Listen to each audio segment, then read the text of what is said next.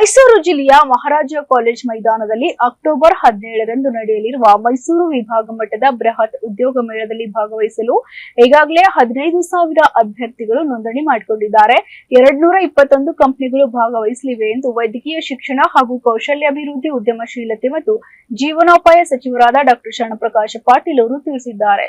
ಇಂದು ಜಿಲ್ಲಾ ಪಂಚಾಯತ್ ಸಭಾಂಗಣದಲ್ಲಿ ನಡೆದ ಪತ್ರಿಕಾಗೋಷ್ಠಿಯಲ್ಲಿ ಭಾಗವಹಿಸಿ ಮಾತನಾಡಿದ ಅವರು, ಉದ್ಯೋಗ ಮೇಳದಲ್ಲಿ ಭಾಗವಹಿಸಲು ಹಾಗೂ ನೇರವಾಗಿ ಕಾರ್ಯಕ್ರಮದ ದಿನದಂದು ಆಗಮಿಸಿ ಹೆಸರು ನೋಂದಾಯಿಸಿಕೊಳ್ಳಲು ಅವಕಾಶ ಕಲ್ಪಿಸಲಾಗಿದೆ.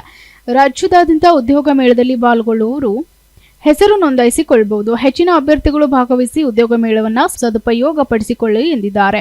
ಉದ್ಯೋಗ ಮೇಳದಲ್ಲಿ 221 ಕಂಪನಿಗಳು ಭಾಗವಹಿಸಲು ಹೆಸರು ನೋಂದಾಯಿಸಿಕೊಂಡಿದ್ದು, ಸ್ಥಳೀಯ ಕಂಪನಿಗಳು ಸಹ ಹೆಸರು ನೋಂದಾಯಿಸಿಕೊಳ್ಳಲಿದೆ. ಉದ್ಯೋಗದಾತರು ಸುಮಾರು 4,500 ಖಾಲಿ ಇರುವುದಾಗಿ ಮಾಹಿತಿ ನೀಡಿದ್ದು, ಅಭ್ಯರ್ಥಿಗಳು ಕೌಶಲ್ಯಗಳ ಮೇಲೆ ಕಂಪನಿಗಳು ಆಯ್ಕೆ ಮಾಡಿಕೊಳ್ಳಲಿದೆ. ಹೆಸರು ನೋಂದಾಯಿಸಿಕೊಂಡು ಉದ್ಯೋಗ ಮೇಳದಲ್ಲಿ ಭಾಗವಹಿಸಿ ನಂತರ ಉದ್ಯೋಗ ಸಿಗದೇ ಇರುವ ಅಭ್ಯರ್ಥಿಗಳ ವಿವರವನ್ನು ಸಹ ಪಡೆದುಕೊಂಡು ಅವರಿಗೆ ಬೇಕಿರುವ ಕೌಶಲ್ಯಗಳ ಬಗ್ಗೆ ತರಬೇತಿ ನೀಡಲಾಗುವುದು. ಇದರಿಂದ ಮುಂದಿನ ದಿನಗಳಲ್ಲಿ ಅವರು ಸಹ ಉದ್ಯೋಗ ಪಡೆದುಕೊಳ್ಳಲು ಸುಲಭವಾಗುತ್ತೆ ಅಂತ ಹೇಳಿದ್ದಾರೆ. ಯುವನಿಧಿ ಯೋಜನೆಯಲ್ಲಿ ನೋಂದಣಿಯಾಗಿರುವ ಅಭ್ಯರ್ಥಿಗಳಿಗೆ ಯುವನಿಧಿ ಪ್ಲಸ್ ಯೋಜನೆಯಡಿ ಕೌಶಲ್ಯಾಭಿವೃದ್ಧಿ ತರಬೇತಿ ನೀಡಲಾಗ್ತಾ ಇದೆ.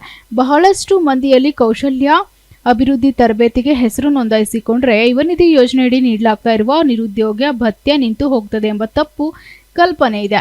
ಯುವನಿಧಿ ಯೋಜನೆಯಡಿ ತಿಳಿಸಿರುವಂತೆ 2 ವರ್ಷ ಅಥವಾ ಕೆಲಸ ಸಿಗುವವರೆಗೂ ಯಾವುದೇ ಮೊದಲು ಅಲ್ಲಿವರೆಗೆ ನಿರುದ್ಯೋಗ ಭತ್ಯೆ ನೀಡಲಾಗುವುದು. ಯುವನಿಧಿ ಪ್ಲಸ್ ಯೋಜನೆಯಡಿ ನೀಡಲಾಗುವ ಕೌಶಲ್ಯ ತರಬೇತಿಗೆ ಹೆಚ್ಚು ಅಭ್ಯರ್ಥಿಗಳು ಹೆಸರು ನೋಂದಾಯಿಸಿಕೊಳ್ಳಿ ಎಂದಿದ್ದಾರೆ. Bureau report, SSV news.